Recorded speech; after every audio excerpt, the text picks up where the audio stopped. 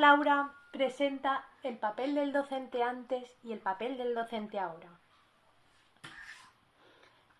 Antiguamente el docente estaba visto como una persona autoritaria. Un claro ejemplo de autoridad es el hecho de que en las clases hubiera una tarima. La tarima es figura de autoridad clarísimamente, pues el profesor estaba situado de manera elevada y el alumno estaba situado debajo. En esta imagen podemos ver un alumno que muy probablemente llegaba tarde a su clase. Seguramente el profesor le impartió su procedente castigo. Aquí tenemos un claro ejemplo de castigo no muy pedagógico. ¿Por qué este castigo no es muy pedagógico?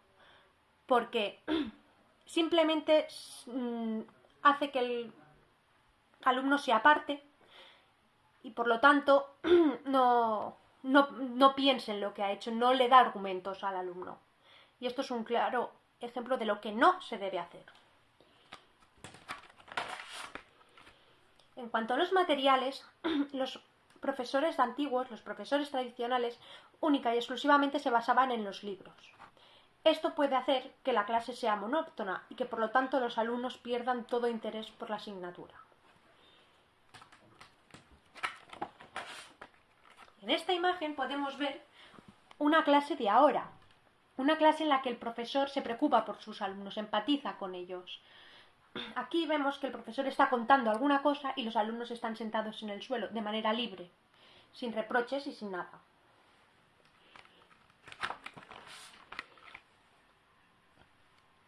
Un claro ejemplo de innovación educativa es la educación inclusiva. Educación inclusiva, este término no existía antes. Los profesores se dedicaban a dar la clase y punto. No tenían en cuenta a los niños con necesidades educativas especiales.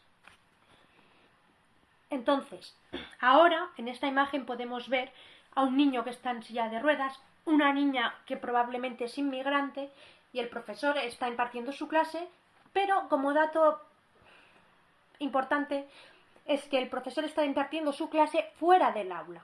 El hecho de impartir las clases fuera del aula hace más creativa la asignatura. La creatividad es un punto muy fuerte de los docentes actuales y es un punto muy importante para que haya innovación educativa. Aquí vemos un cómic, una viñeta, en la que habla del papel del docente ahora y el papel del docente antes. Hemos dicho que el docente de antes era autoritario, por lo tanto los padres también estaban bajo esta autoridad del profesor. Si el profesor impartía un castigo, los padres regañaban al niño. Ahora no es autoritario y los padres regañan al profesor. Esto no debería ser así, porque ninguno de los dos extremos es bueno. Y hay que recordar que para que haya una buena educación es importante que se dé en casa, pero también en el colegio. Pero más importante que haya una educación en casa, porque desde el colegio no se puede arreglar todo. Este es el tipo de pizarra que se utilizaba antiguamente. En la actualidad se utiliza estas pizarras. Estas pizarras hacen que se incluyan las clases, las nuevas tecnologías. Podemos ver aquí, hay un ordenador, un Canon y una pizarra digital. ¿Esto qué incluye? Incluye que el profesor haya tenido una formación previa y por lo tanto esté en constante formación. Hablando de formación, podemos ver que los docentes de antes única y exclusivamente estudiaban su asignatura y ya está. Ahora los docentes nos vemos obligados a estudiar idiomas, a estar en constante formación para impartir de la manera más óptima nuestra asignatura y con la mejor metodología posible. Las clases de ahora constan de muchísimo más material, las hacen muchísimo más amenas, interesantes.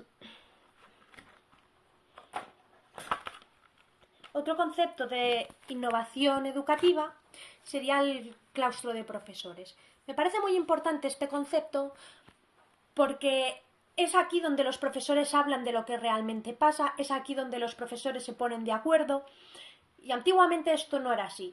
Los profesores eran individualistas, es decir, se dedicaban a lo suyo y punto. Y es importante conocer a todos los alumnos, conocer sus necesidades y ponernos todos de acuerdo para ir todos a una. Aquí podemos ver todas las webs de la web 2.0 de los cuales disponemos los docentes para estar en constante contacto los unos con los otros, para aprovechar los recursos de uno todo el mundo. Y esto es muy interesante, cosa que antes no pasaba. Por último, es importante las nuevas tecnologías para que haya innovación. Muchísimas gracias. Espero que les haya gustado el cuento de la educación antes y el papel del profesor y ahora.